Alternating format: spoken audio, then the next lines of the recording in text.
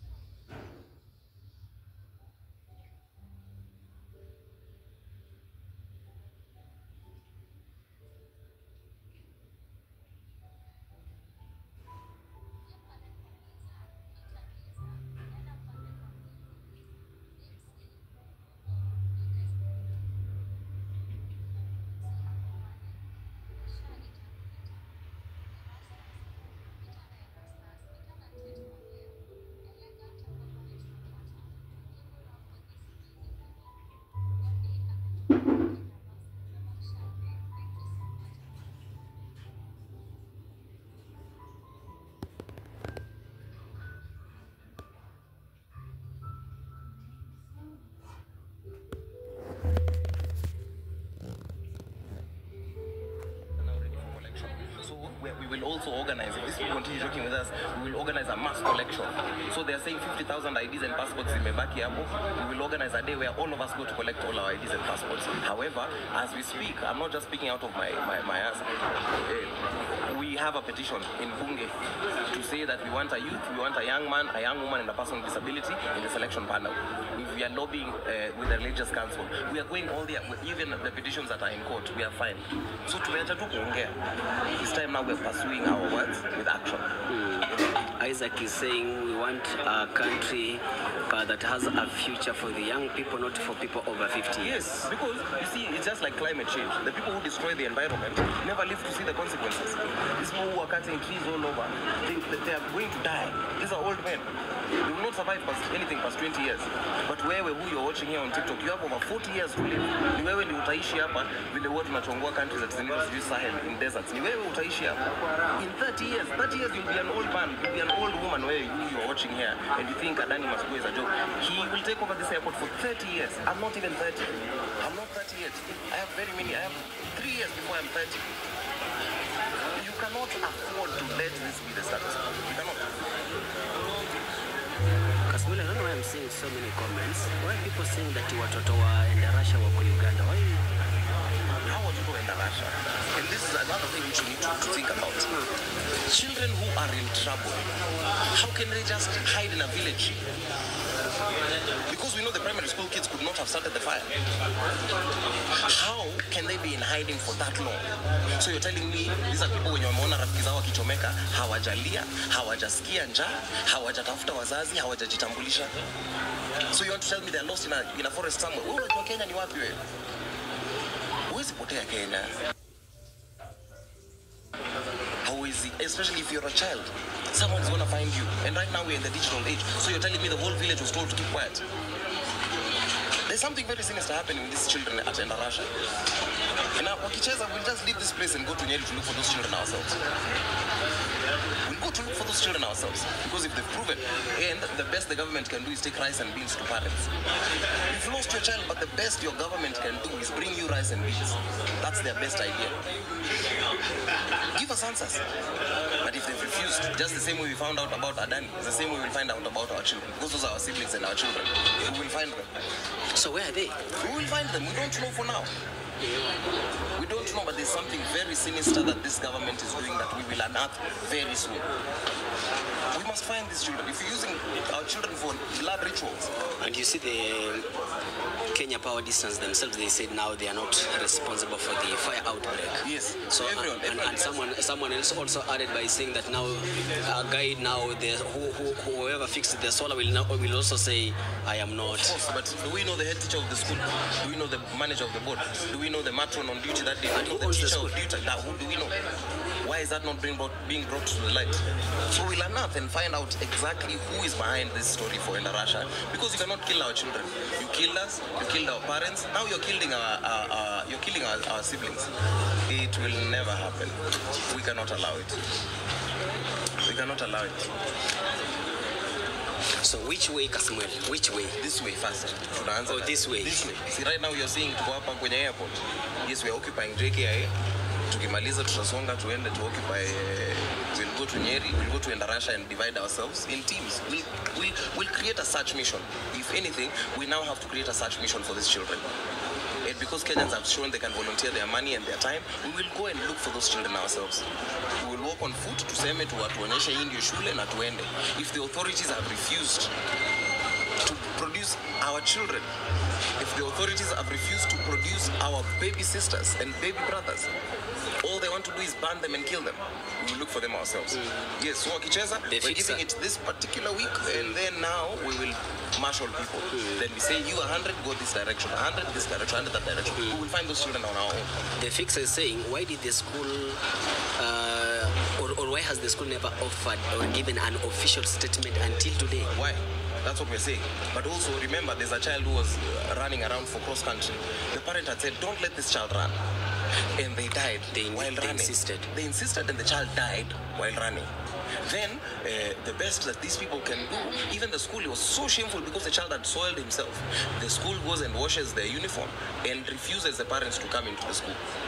So we are sitting down, and now what we are going to do is now ensure, because schools think they can be used as mobs for children. Schools think that they can be used as storage facilities for the dead children, for children who have been killed in this country, and now they want to store them in schools.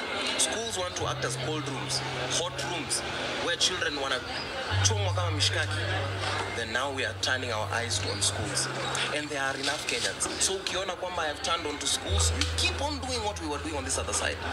If you think that you have a better plan, you occupy that and you drive that agenda very clearly. Willie Chilabas is saying justice for our kids' school should be closed indefinitely. Absolutely. Flying flags half-mast is not enough. Flying flags half-mast is what happens. Oh, and actually today marks the last day. The last day. You flying a flag half-mast is what happens to corrupt politicians when they die. We don't care. Yes, when these stupid old men die after plundering the future of our country and our past, that's when you fly flags half-mast. If children die, if 21 children die and 70 go missing in schools, no school should be open. It should cause a national crisis. And the problem with this government is it does not listen. It does not listen. They think that because we are no longer on the streets, that we are not working. We're working. It is brewing. This is a volcano. This is an active volcano that they are playing around with. So we will see. If the government refuses to close those schools, we will ensure we facilitate it. It will happen. Which way, KASAMUEL? This way. This particular way.